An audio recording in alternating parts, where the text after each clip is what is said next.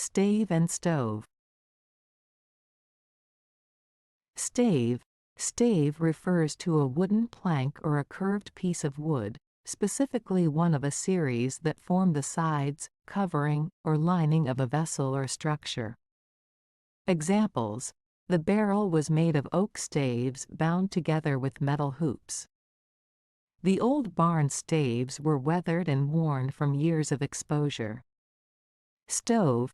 Stove has multiple meanings, but the one closest to stave is a heating or cooking apparatus that burns fuel or uses electricity to generate heat. Examples: she cooked a delicious meal on the gas stove.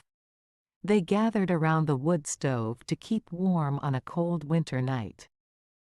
Differences. The main difference between stave and stove lies in their meanings and usage.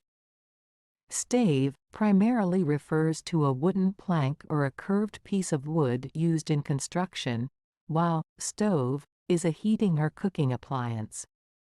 Although both words have different meanings, they share a common origin in Old English. Additionally, stove can also be used in the context of being past tense of stave, which adds to the complexity of these words.